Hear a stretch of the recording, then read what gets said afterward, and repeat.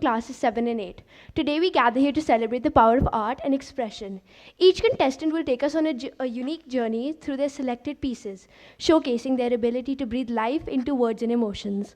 We have 4 participants for grades 7 and 8 representing each of the 4 houses. We have our esteemed judges for today, Ms. Kanika Berry, Ms. Kirti Sharma, and Ms. Sonia Nawab. Now, let's take a look at the rules for the competition as displayed on the screen. Number 1, each of the participants should read a passage of prose or poetry with an appropriate brief introduction. The piece must be a published work of literary merit. No speeches or excerpts from autobiographies are allowed. Number 2, in the introduction, the speaker will introduce the topic, example, the name of the work, the writer, what it is about, and why they have chosen the topic. Number 3, the introduction should contribute to the overall effectiveness of the reading and should be about 1 minute. Number 4, judges will be concerned with how much the reader's voice and presentation add to the material rather than the talent of the author. Number 5, while the use of facial expression and gestures is encouraged whenever appropriate, they shouldn't deviate from the primary emphasis on reading. Number 6, no costumes or props are allowed. Number 7, there will be a penalty of 2 marks for exceeding the time limit by 30 seconds or more, and the same penalty for speeches that are under the given time. The judges are not to deduct the marks. It will be done at the time of the tabulation by the tabulators. The time limit is a minimum of 4 minutes and a maximum of 5 minutes. Number 9, a warning bell will be rung at 4 minutes and the final bell will ring at 5 minutes. We will now call the speakers of class 7. The first participant is Aradhya Tiwari, who will be reading out a passage from The Thief, written by Ruskin Bond.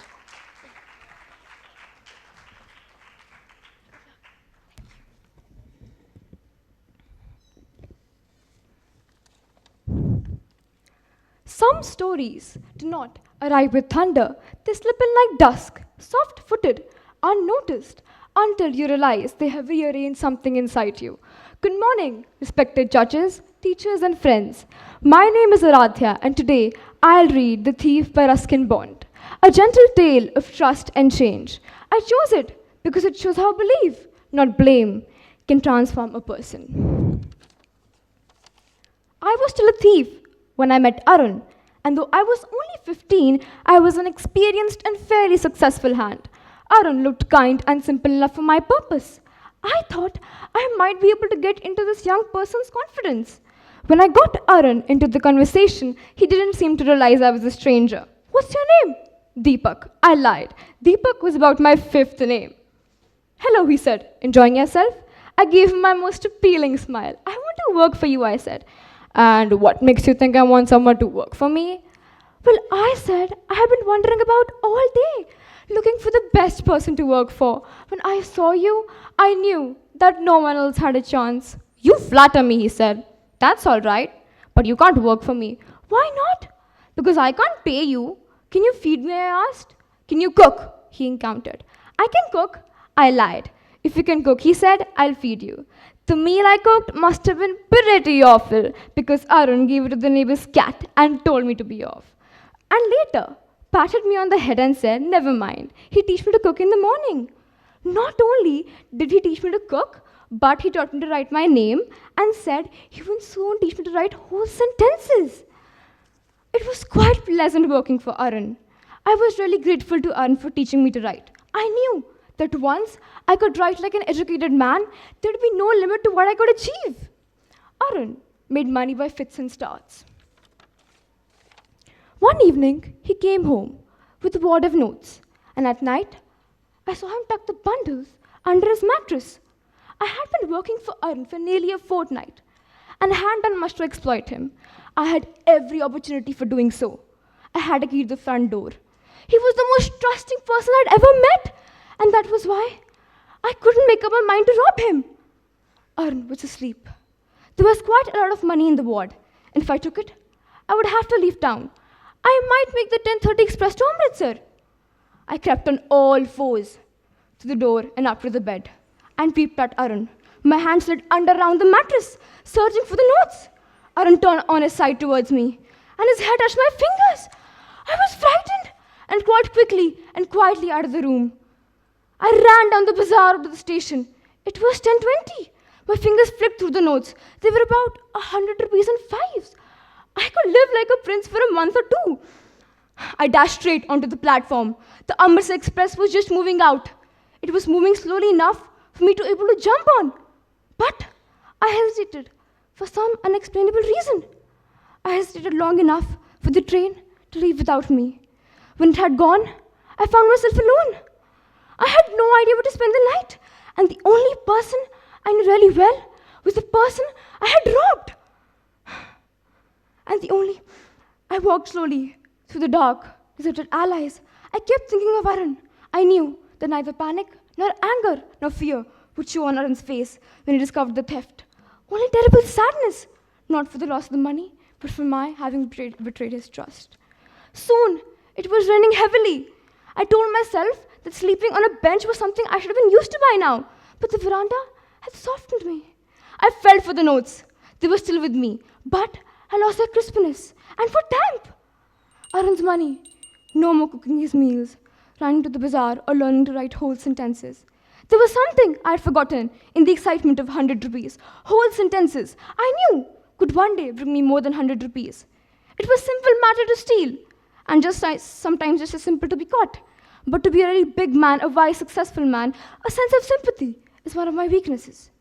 I was fond of Arun, but most of all, my desire to write whole sentences drew me back to the room. I hurried back to the room extremely nervous, for it is easier to steal something than to return it undetected. I opened the door clumsily. Arun was still asleep. I crept noisily to the head of the bed. My hand explored the mattress, found the edge, slipped under it with the notes. I awoke late next morning to find that Arun had already made the tea. There was a 5 rupee note between his fingers. My heart sank. I had made some money yesterday, he said. Now you'll get paid regularly. My spirit rose as rapidly as it had fallen. I realized that he knew everything from the last night's rain. Today, I'll teach you to write a little more than your name, he said. He knew, but neither his lips nor his eyes said anything about their knowing. I smiled at Arun in the most appealing way, and the smile came by itself without my knowing it. Thank you.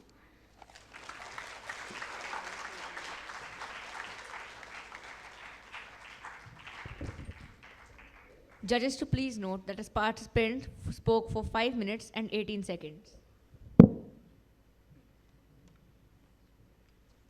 Next, we have Ambrini Bhatnagar reading Percy Jackson, The Olympians, and The Lightning Thief by Rick Riordan.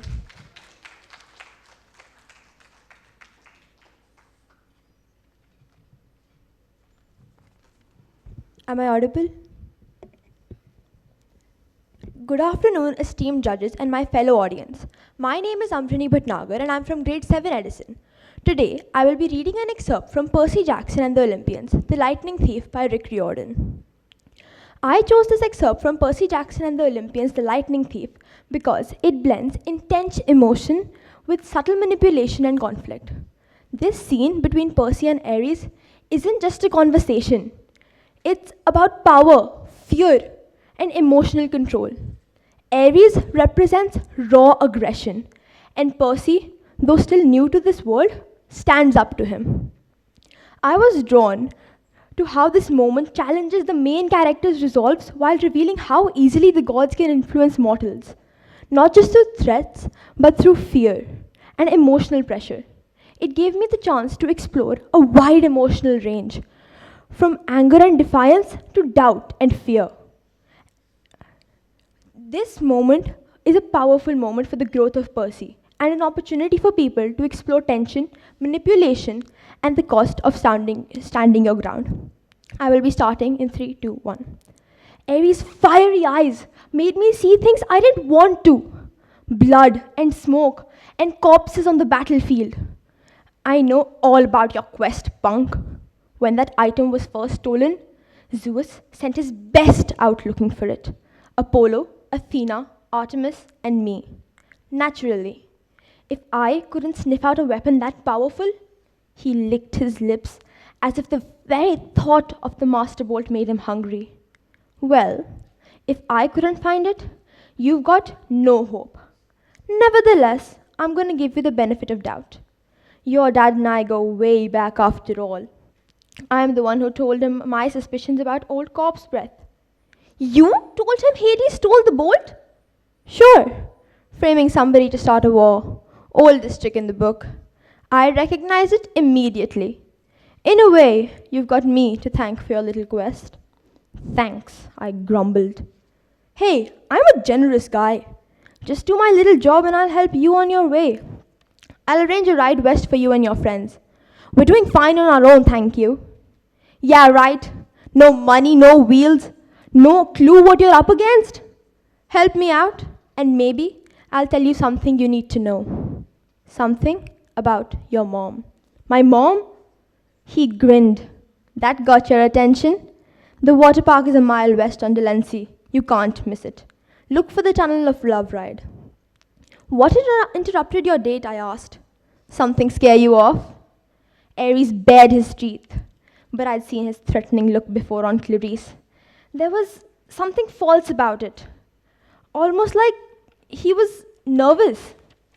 You're lucky you met me, punk, and not one of the other Olympians. They're not as forgiving of rudeness as I am. I'll meet you back here when you're done. Don't disappoint me. After that, I must have fainted or fallen into a trance, because when I had opened my eyes again, Aries was gone. I might have thought the conversation had been a dream, but Annabeth and Grover's expressions told me otherwise. Not good, Grover said. Aries sought you out, Percy. This is not good. I stared out the window. The motorcycle had disappeared. Did Aries really know something about my mom? Or was he just playing with me? Now that he was gone, all the anger had drained out of me. I realized Aries must love to mess with people's emotions. That was his power, cranking up the passions so badly they clouded your ability to think. It's probably some kind of trick, I said. Forget Aries, let's just go. We can't, Annabeth said. Look, I hate Aries as much as anybody, but you don't ignore the gods unless you want serious bad fortune. He wasn't kidding about turning you into a rodent. Thank you.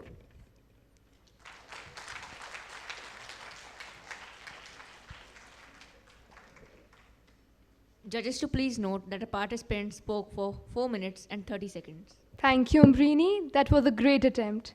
Our next participant is Viraj S. Anand, who will be reading out an excerpt from The Life of Pi by Jan Martel.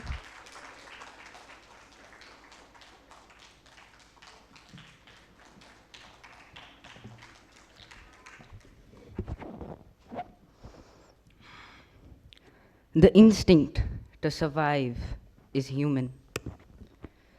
The instinct to help, despite fear, is what makes us humane. Good morning, everyone. I, Viraj Singh Anand, from Class 7 Edison, will be reading out an excerpt from Life of Pi by Jan Martel.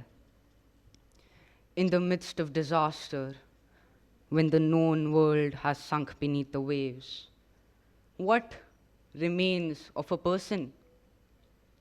This passage from Life of Pi portrays a story of the fragile line between fear and companionship. After a shipwreck, the protagonist, Pi, finds himself alone on a lifeboat in the middle of the vast ocean.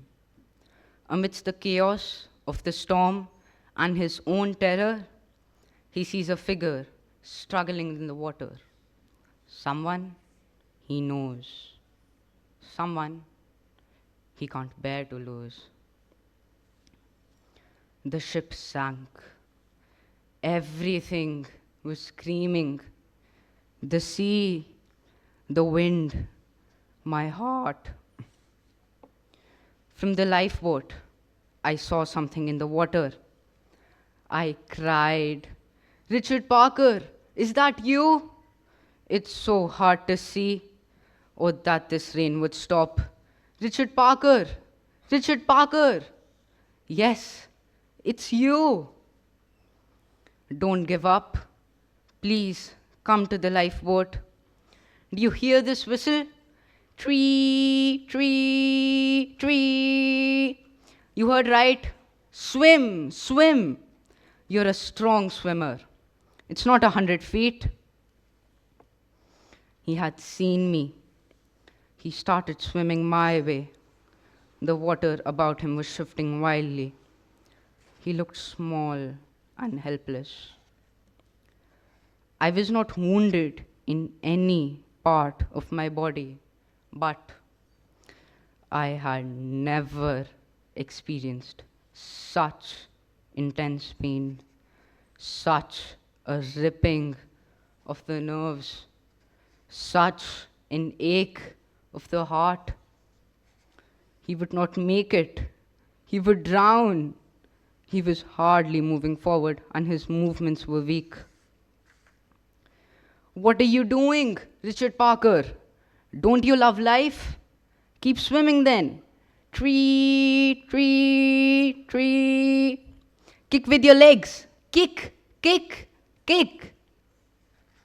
And what of my extended family?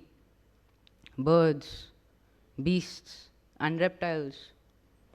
They too have drowned. Every single thing I value in life has been destroyed. And I am allowed no explanation. I am to suffer hell without any account from heaven. Why can't we throw a question further than we can pull in an answer? His head was barely above the water. He was looking up, taking in the sky. One last time. Do you see this life buoy, Richard Parker? Do you see it? Catch hold of it.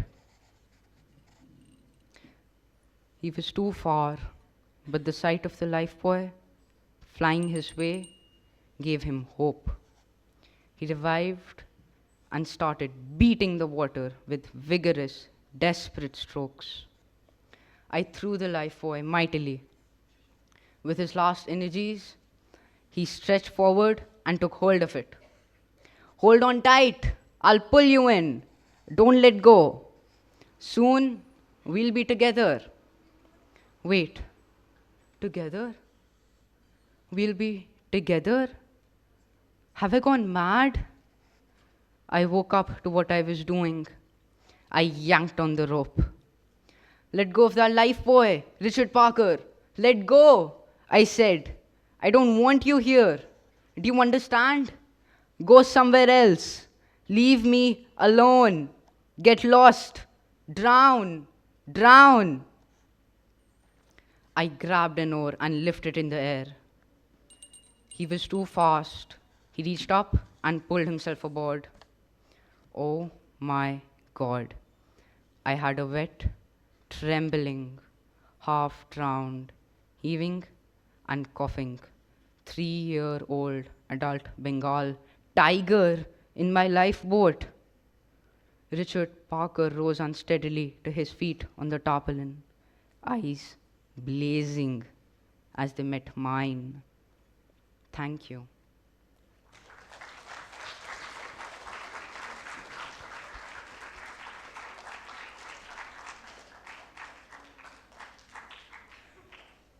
Judges to please note that a participant spoke for 5 minutes and 32 seconds.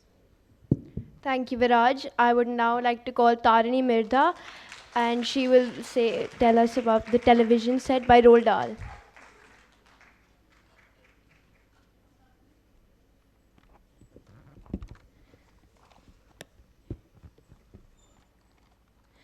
Good afternoon, everyone. If you adults have ever wanted an excuse to yank the PlayStation plug when kids are glued to it like zombies, then Roald Dahl has your back. Today, I'm presenting a modernized version of the Roald Dahl poem, Television Set, My new, improved version has replaced the old television set with new age gadgets that we Gen Zs use today. My poem talks about the impact of these gadgets on young minds. Excessive screen time can make us socially isolated. It can reduce our attention span and delay development. These are just some of the negative impacts that gadgets have on us. The key is balance plus supervision, using gadgets in moderation and replacing them with something else. Let's find out what. The most important thing we've learned as far as children are concerned is never, never let them near a tablet, phone, or gaming gear. Or better still, just don't install that idiotic thing at all. In almost every home we've been, we watch them gaping at the screens. They loll and slop and lounge about and stare until their eyes pop out. Last week, in someone's place, we saw a dozen eyeballs on the floor. They sit and stare and stare and sit until they're hypnotized by it, until they're absolutely drunk with all that shocking, ghastly junk. Oh, yes, we know, it keeps them still. They don't climb out the windowsill. They never fight or kick or punch. They leave you free to cook the lunch and wash the dishes in the sink. But did you ever stop to think, to wonder just exactly what this does to your beloved tot? From GTA to Minecraft games, snapshot streaks and Insta fame, they're trapped inside a pixel storm. And soon, it just becomes the norm. They barely talk, they barely play, they swipe and tap the day away. Their minds grow soft, their brains grow weak, their thumbs get strong, but not their cheek. Their eyes go square, their posture slumps, they even text while getting bumps. But how, you cry, how will they ever stay still without an app or candy will, without some reels or Minecraft maps? They'll just whine and finally collapse. How do you think children of older generations kept themselves contented before this Wi-Fi was invented? Have you forgotten? Don't you know? We'll say it very loud and slow.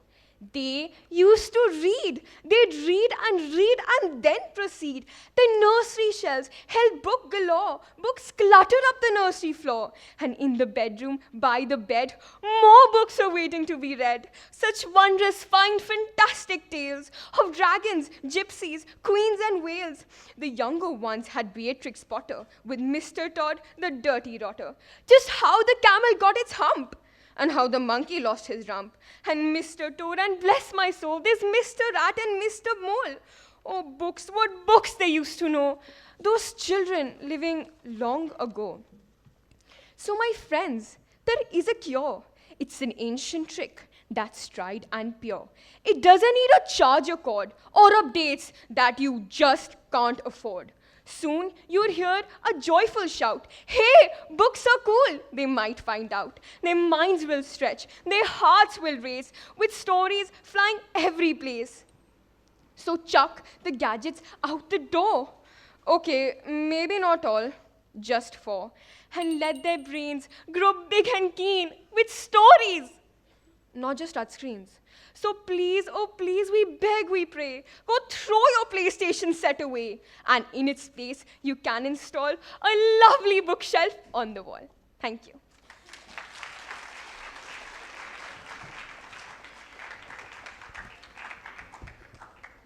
Judges to please note that a participant spoke for 4 minutes and 17 seconds.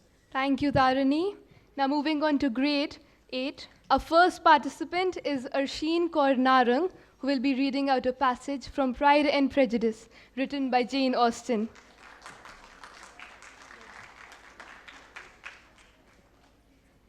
Good morning, everyone. My name is Arsheen Narang from grade 8C, and today I will be reading a prose from my favorite books of all time, Pride and Prejudice by Jane Austen. This book revolves around Elizabeth Bennet, a smart and spirited young woman, as she navigates issues of manners, marriage, and morality within a rigid social structure. Her family is under pressure to marry off the 5 Bennet daughters before their father's death leaves them without a home or income. The story begins when a wealthy bachelor, Mr. Bingley, moves into the neighborhood. He soon falls for Elizabeth's beautiful sister, Jane. Bingley's friend, Mr. Darcy, is rich and proud and initially clashes with Elizabeth. Over time, Elizabeth comes to see that Darcy, despite his pride, is honorable and kind. Meanwhile, Darcy overcomes his own prejudices about Elizabeth's lower social standing. I have chosen this specific passage as it's a turning point. Love is confessed, but not accepted. Emotionally, it's the moment when honesty, however painful, opens the door to true change and understanding. In vain have I struggled. It will not do. My feelings will not be repressed. You must allow me to tell you how ardently I admire and love you. Elizabeth's astonishment was beyond expression. She stared, colored, doubted, and was silent. This he considered sufficient encouragement, and the avowal of all that he felt and had long felt for her immediately followed. He spoke well, but there were feelings beside those of the heart to be detailed, and he was not more equivalent on the subject of tenderness than of pride. His sense of her inferiority, of its being a degradation, of the family obstacles which judgment had always opposed to inclination, were dwelt on with a warmth which seemed due to the consequence he was wounding, but was very unlikely to recommend his suit. In spite of her deeply rooted dislike, she could not be insensible to the compliment of such a man's affection. And though her intentions did not vary for an instant, she was sorry for the pain he was to receive. She said, "In such cases as this, it is, I believe, the established mode to express a sense of obligation for the sentiments avowed, however unequally they may be returned. It is natural that obligation should be felt, and if I could feel gratitude, I would now thank you, but I cannot. I have never desired your good opinion, and you have certainly bestowed it most unwillingly. I am sorry to cause you pain, but I was only ever honest. From the very beginning, almost as soon as I knew you, your arrogance, your conceit, and your selfish disdain of the feelings of others made me realize that you were the last man in the world whom I could ever be prevailed on to marry." Darcy stood silent. His features, usually composed with gentlemanly reserve, were now distorted with a struggle between wounded pride and lingering affection. He took a step backward, and Elizabeth, though her heartbeat was unwelcome agitation, held her ground with calm resolve. "Thank you."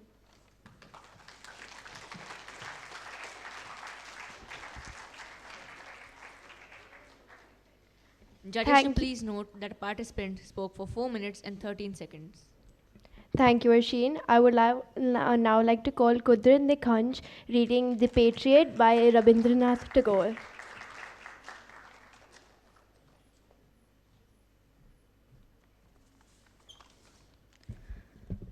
Some stories do not begin with a war cry. They begin with a pause, a look, a silence that chooses not to speak. Greetings to the audience, respected judges and teachers. My name is Kudrat Nikhanj, and the piece I have chosen is not a tale of battles fought outside. It is a one fought within, a story of conscience caught between noise and numbness, of love dressed as duty and patriotism that forgets the pulse of mercy. I chose this piece because it reflects empathy, compassion, and service, not through grand gestures, but through the quiet question it leaves behind. When the moment comes, will you speak or will you remain silent? The Patriot by Rabindranath Tagore.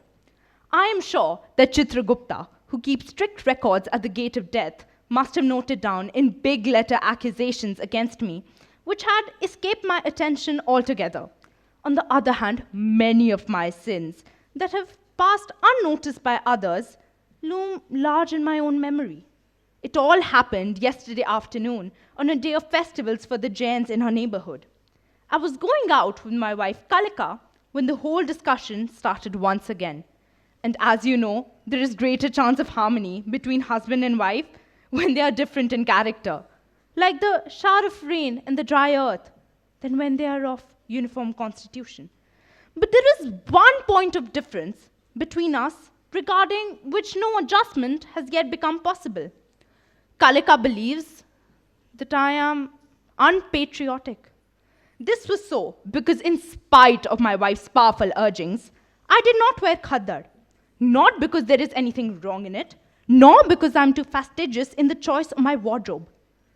The fault lies deep in my own nature. I shrink from all conscious displays of sectarian marks about my person. This shyness on my part leads to incessant verbal explosions in our domestic world. Like just yesterday, while I was getting ready to go out, the tone with which Kalika protested against my non-khadar dress was anything but sweet.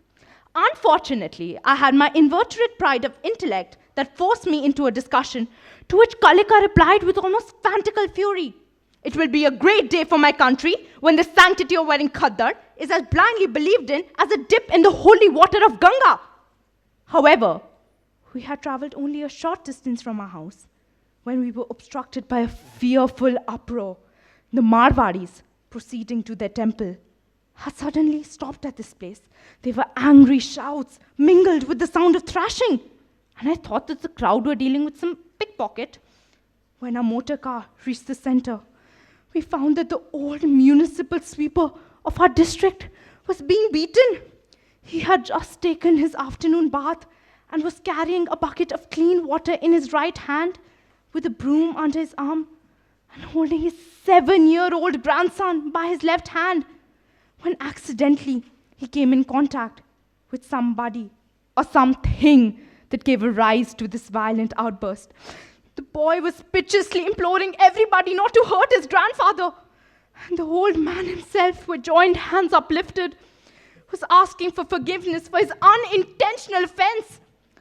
Tears were streaming from his frightened eyes, and blood was smeared across his grey beard. The sight was intolerable to me. I decided at once to take up the sweeper into my car and thereby demonstrate to the pious party that I was not of their cult. Noticing my restlessness, Kalika guessed what was in my mind. Gripping my arm, she whispered, "What are you doing? Don't you see? He's a sweeper." "He may be a sweeper," said I, "but those people have no right to beat him in this brutal manner. Anyhow, I am going to take him into my car." "Then I leave your car this moment," said Kalika angrily. "I refuse to travel with a sweeper." "Can't you see," I argued, "that he was just bathed and in fact much cleaner than those who are beating him?" "He's a sweeper," she said decisively. Then she called to the chauffeur, "Gangadin, drive on." I was defeated, sitting in silence. The image of that child, helpless and alone, stirred something deep within me, something I could no longer ignore. The words of his wife, the speeches of the leaders, the calls for sacrifice, they all felt hollow now. They were empty, devoid of meaning if they did not address the suffering of the people who were supposed to benefit for the very freedoms they fought for. What was the point for fighting for a country if the people who lived in it were crushed under the weight of injustice? Am I unpatriotic? Thank you.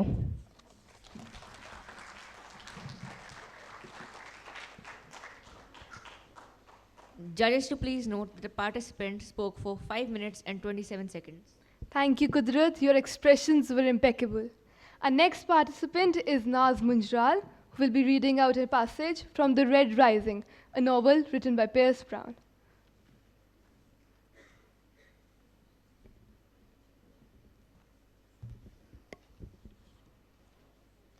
Good afternoon. Today I, Naz Mujral of Class 8D, will be presenting a powerful excerpt from the book Red Rising by Pierce Brown. Set in a dystopian world divided by the arbitrary lines of color and race, this piece follows Darrow, watching his wife Io on a heartbreaking journey, making a huge sacrifice. Her bravery and bold actions spark a revolution, reminding us of the power of courage against even the mightiest systems, and to always strive for what is just. No one is offended that I'm bloody and beaten. But when Io is dragged atop the gallows, there are cries, there are curses. She is still so beautiful, though, even as she sees me and lets the tears come down her face. She is an angel. All this for a little adventure. All this for a night under the stars. Yet she is calm.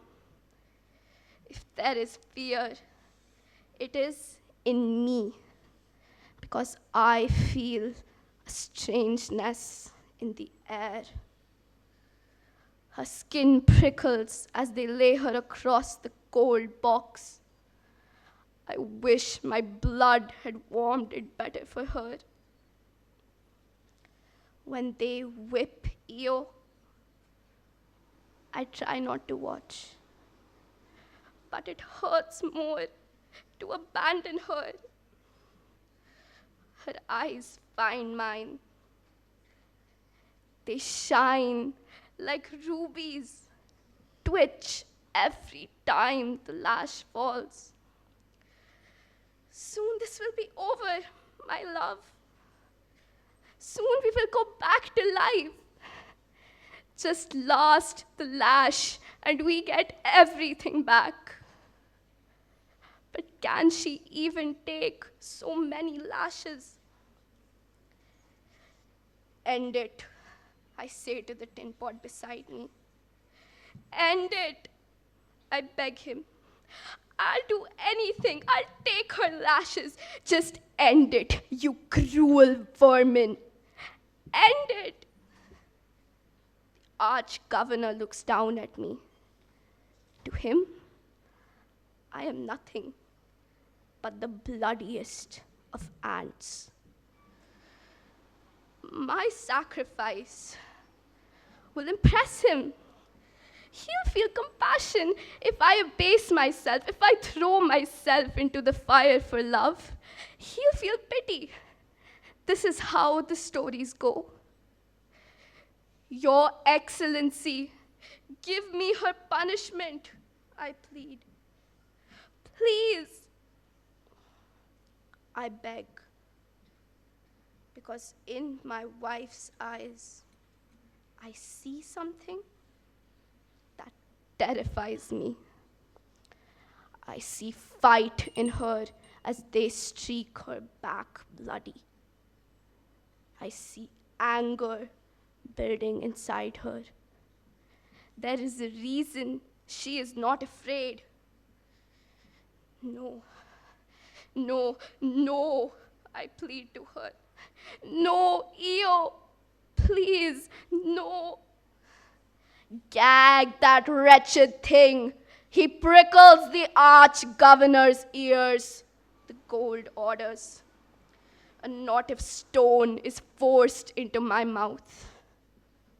I gag and cry as the 13th lash falls as I mumble for her not to do it. Io stares into my eyes one last moment, and then she begins her song. It is a quiet sound, a mournful sound, like the song the deep mines whisper as the wind moves in the abandoned shafts. It is the song of death and lament, the song that is forbidden, the song I have only heard once before.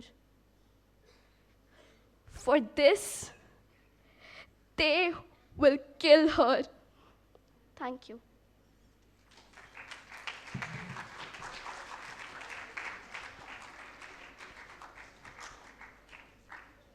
Judges to please note that a participant spoke for 5 minutes and 37 seconds.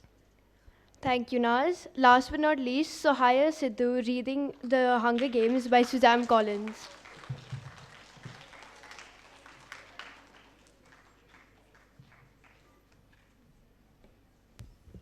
Am I audible? Thank you. Good afternoon, esteemed judges and audience. My name is Sohaya Sidhu from Class 8D, and today I'll be performing an excerpt from The Hunger Games by Suzanne Collins, a dystopian novel that explores the devastating consequences of authoritarian control and the extraordinary courage it takes to stand up against injustice. Set in a future society where children are forced to fight to the death in a televised TV show known as The Hunger Games. The story follows Katniss Everdeen, a teenage girl who's taken her younger sister's place in this brutal competition. I chose this piece because it blends action with deep emotional and psychological conflict.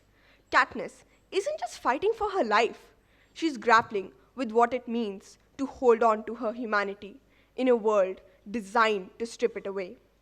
This scene in particular stood out to me because of how it reveals inner strength, compassion, and moral complexity of a character. It captures a moment of deep emotional intensity, one that challenges both the character and the reader to consider what it means to stay human in the face of cruelty and fear. Through this reading, I hope to bring to life the raw emotion and quiet strength that define Katniss's journey. I don't bother suggesting Prim learn to hunt. I tried to teach her a couple of times. It was disastrous. The woods terrified her, and whenever I shot something, she'd get teary and talk how we might be able to save it if we got home soon enough. But she makes out well with her goat, so I concentrate on that. When I'm done with instructions about fuel and trading and staying in school, I turn to my mother and grip her arm hard. Listen to me! Are you listening to me? She nods, alarmed by my intensity. She must know what's coming. You can't leave again, I say. My mother's eyes find the floor. I know. I won't. I couldn't help what? Well, you have to help it this time. You can't clock out and leave Prim on her own. There's no me now to keep you both alive. It doesn't matter what happens. Whatever you see on the screen, promise me you'll fight through it. My voice has risen to a shout. In it is all the anger and all the fear I felt at her abandonment. She pulls her arm from my grasp, moved to anger herself now. I was ill. I could have treated myself if I had the medicine I have now. That part about her being ill might be true, but I've seen her bring back people from suffering, from immobilizing sadness, since perhaps it is a sickness, but it's one we can't afford. Then take it and take care of her. I'll be all right, Katniss, says Prim, clasping my face in her hands. But you have to take care too. You're so fast and brave. Maybe you can win. I can't win. Prim must know that in her heart. The competition will be far beyond my abilities. kids from wealthier districts where winning is a huge honor, who've trained their whole lives for this. Boys who are 2 to 3 times my size, and girls who know 20 different ways to kill you with a knife. And oh, there'll be people like me too. People who weed out before the real fun begins. Maybe, I say, because I can hardly tell my mother to carry on if I've already given up myself. Besides, it isn't in my nature to go down without a fight, even when things seem insummerable. But then we'd be rich as Hamish. I don't care if we're rich. I just want you to come home. You will try, won't you? Really, really try, asked Prim. I promise, I'll really, really try in the competition. I swear, I say. And I know, because of Prim, I'll have to. Thank you.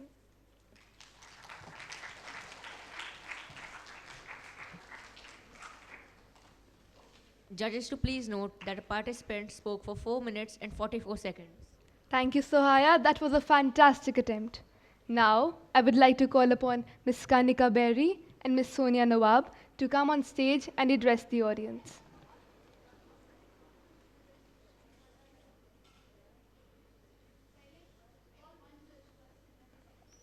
Ms. Kanika Berry?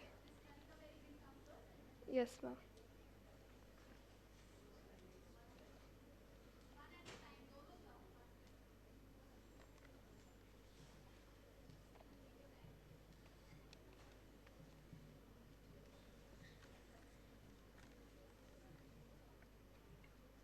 Good afternoon. So, good afternoon, everyone. What a wonderful performance by all the participants. So, interpreting reading is not just reading words or from the book. It is about conveying a message, it is conveying emotions, and in the end, I would say it is about connecting with the audience. So, I would like to tell all the participants and all the students who didn't participate, and you should all participate, that growth happens with every performance. So keep reading, keep interpreting, and I wish you all the best. Thank you.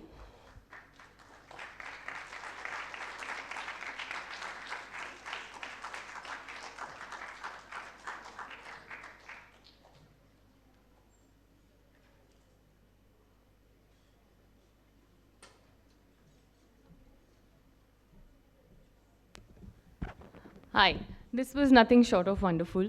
But before we announce the results, I think a huge round of applause for all the people.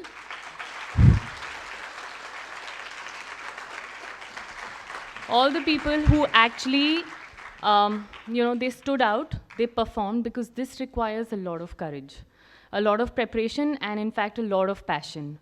So before we actually get to the scores, it is imperative to say that these children have actually moved one step ahead in their learning, in their growth journey, right? So there will be a first, second, and third, because that's the thing with the competition. But if you look at it, they've done a great deal. They've done a great work here. Thank you.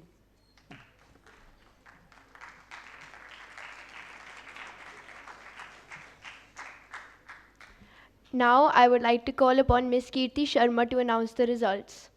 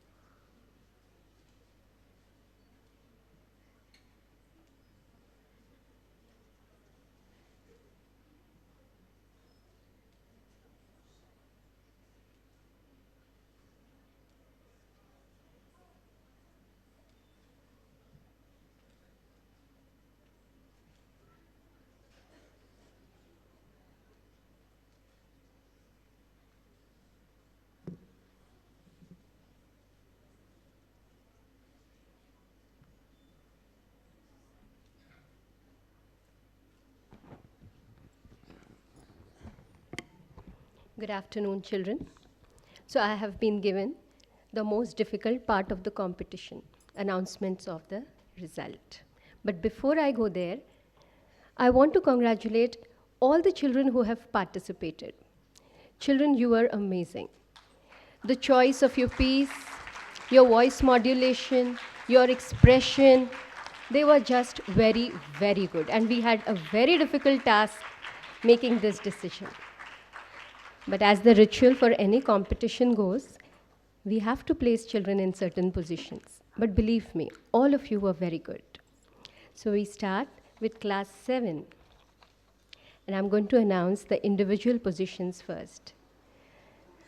The 4th position goes to Viraj S. Anand. 3rd is Aradhya Tiwari. 2nd position goes to Abrini Bhatnagar. And the 1st position goes to Tarini. Congratulations, children. Come on the stage.